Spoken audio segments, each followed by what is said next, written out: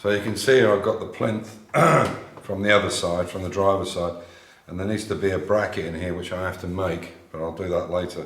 So basically what I've done is I've put the strip on the side and just held it with bulldog clips, and then I've basically marked it inside. So what I'll do now is I'll just punch these holes in it, and I'll make the hole slightly bigger than I need it, so there's some bit of wiggle room so that it fits nice and straight. So basically what you need is a punch and a piece of wood. Don't do it on metal or you'll the sharp end will get damaged.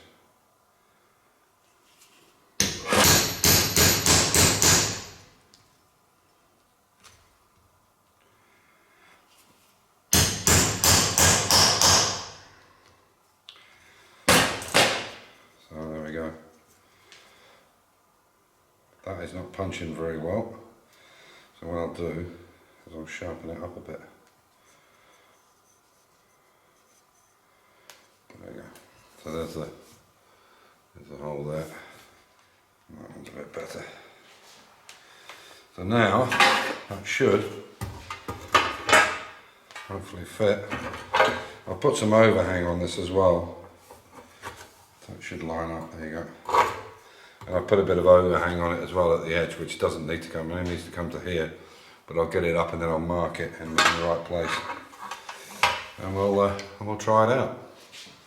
So you can see the difference there with that stripping in it. That's not cut to size. It obviously has to be cut into the corner here. That's the cut where it doesn't make the in centre there as well. But that's how it'll look. Obviously that'll be painted body colour. You can see the difference between that one and that one. That's without the rubber in the plinth, and that's with it. Just wanted to put this little segment in here while I'm doing the XK video. Yesterday I went out with my wife and we went out and had dinner at an Italian restaurant. It's about 15-17 k's from here, 17 kilometres. And the two things, I haven't driven the car much this year for obvious reasons, but there's a couple of things I completely forgot about because I haven't driven the car so much. I had to actually turn around to get into a parking place where this restaurant was, this Italian was, and I had to come out a small drive, a small side road, and there was cars parked on either side of the street. So it made it very difficult for me to get out. And you know, the bonnet on this car, or the hood for our American cousins, is from where you're sitting, where your eye line is 2 meters and 30 centimeters, so it's over 7 feet long. That's quite long. And I had to kind of inch out because these cars were in the way. And when I inched out, a car went past. I couldn't see him because he was hidden by the fact that there was cars parked on my side of the road as I was trying to come out this small onto the main road. And he beeped his horn like, you know, I'd really done something. I mean, it seems strange that some people have no kind of, I don't know, respect's probably the wrong word, but I mean, obviously it's a very long bonnet, you know. I mean, I wouldn't go pull out in the traffic normally if I could see what was going on. And the road seemed very quiet, just one happened to come along. But anyway, it does seem a bit of an issue sometimes with classic cars when people get annoyed or angry or whatever. I don't know what it is. I don't know whether it's just green-eyed monster or what, I don't know, but there does seem to be a bit of that. And the other thing I forgot about, because by the time we'd had our meal and come back out, it was dark. And the last time I drove this car in the dark was actually in the UK. It was in Shrewsbury, I think, or somewhere like that. I can't remember exactly where we went to a hotel, because in Deal there was a massive traffic jam, or the ferries weren't working. I can't remember exactly what it was. I think it was Shrewsbury, but whatever the place was. Canterbury, that's where it was. And we had to drive the car in the dark. So last night we drove it in the dark, and I've forgotten just how bad the headlights are on the Series 1 cars with the glass on the front. As you can imagine, where the inside of the car, the light is, they call them sugar scoops, because that's what they look like, an old-fashioned sugar scoop. And obviously all this part of the light is lost because it's hitting the side of the car. And I've forgotten just how bad, even on full beam, they're terrible.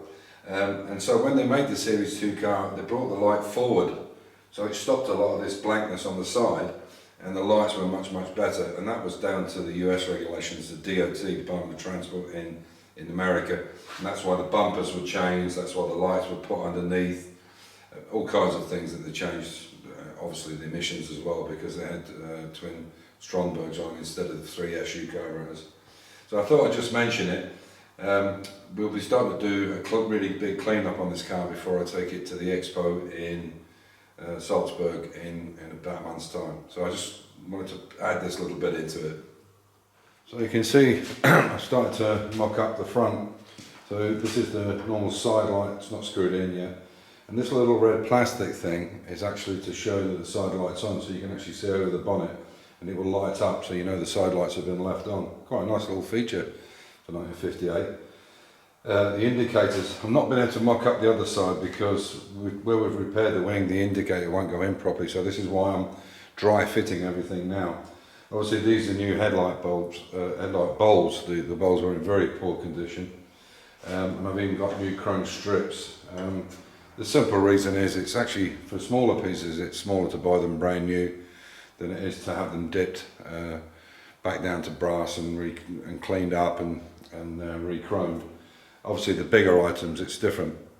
With the exception of that, that's the Leaping Jaguar, and strangely enough for the weight in that, that's surprisingly cheap. I think they're about £50, which is quite surprising actually. You think there'd be a lot more, and there's quite a bit of difference between this Jaguar and the style that went onto the radiator cap. I haven't got this stuff, and none of this stuff is actually screwed in at the moment, so it's just to give you an idea, but that's basically where it will sit, around about there somewhere. It's not all going to fit together, but that's basically how it sits on it and looks quite nice, so I don't want the thing to fall off. So I'll show you some of the other pieces. So what I'll do now is I'll mock this up over the next couple of days, because I need to make sure that all the screw holes, everything fits properly and has some wiggle room to it, because what we don't want to be doing is messing around with this after we've painted the car. This is why it's so important to do all this dry fitting. I know I keep saying it, but it's very true. And one of the other things, this is one of the original headlight rings, and you can see these little bits on top, so I've even got new ones of them. They just screw on, and the same with the one on the base. So that would normally sit there, but as you can see, this and this have to be lined up perfectly. So when you put them on, they've got to line up absolutely square to each other, or it just looks completely wrong. And the other problem is the height and everything. So you have to make sure that the height of this and this is nice if you want to make it, you know, kind of concourse or spot on, and it's not at an angle like that, or you know, it's showing over at an angle. So these are the little fine points that we need to make just right. And I've got new ones, but I have to take some of the fittings, the bottom fittings, which need to be re-chromed again. And I'll also show you the difference in the lights. So there's a new one, but without the pieces on it. You can see there, that's how it would fit. And this is one of the original headlights, and you can see it even has a blinker on the top of it. So that would have gone something like that, and it would have gone in there like that. There would have been like a blinker on it. Why they had them, I don't know. Whether it was for you know, stopping the lights on main beam, or I don't know what the reason was, or whether it was just a kind of gimmicky thing. I don't know. But that's how they work. They had these little caps on the end like that, but they're not going to go back on it, obviously. I think they look a bit old-fashioned. And so there's the difference between, here's the original headlight with a solid bulb in it, as you can see there, and that's the new one with a J on the front. And you can put whatever you like, so I can put LED into this, which is what will be going into it, an LED bulb, instead of this old style one which was connected on the back. So that's where we are. That's where we are with it. I've got to do this plinth. I've also got to put this bracket is missing on the plinth on this side, so I have to put that on. And the reason that these are there, excuse me, jumping up and down. The reason these two brackets are there, they have a 90-degree bracket that goes on them that holds the bumper in place, apart from the big heavy steel bars that go onto the chassis, so that to stop all this moving against this plinth. So that's where we're at the moment. I'll just let this down because it's not all fixed together. Drop that there. And on the back is the Le Mans winner, the amount of times it won the Le Mans Jaguar. This has all got to be fitted up. There's a special spring bracket goes on there. And before we finish up, I'll just show you in the Bible that I have. It's the XK 150 Explored, and it shows you every little detail. So this is why I'm lucky. I'm not being a smart ass, and no, I don't. We are kind of making this up as we go along because we've not refinished an XK before. Some of it's common sense, some of it isn't. Some of it's you know, you can't understand why this is there or that's there. So this is the reason we're going to all this extent of all the work of dry fitting and then taking apart and so on. So I'll show you the book and you can see what I mean about how this all fits up together. So this is the Bible that I use.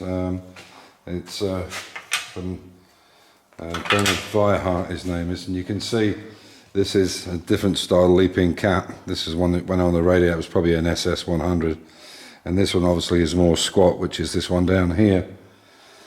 And as I said, it happens to be the cheapest piece there is on this XK.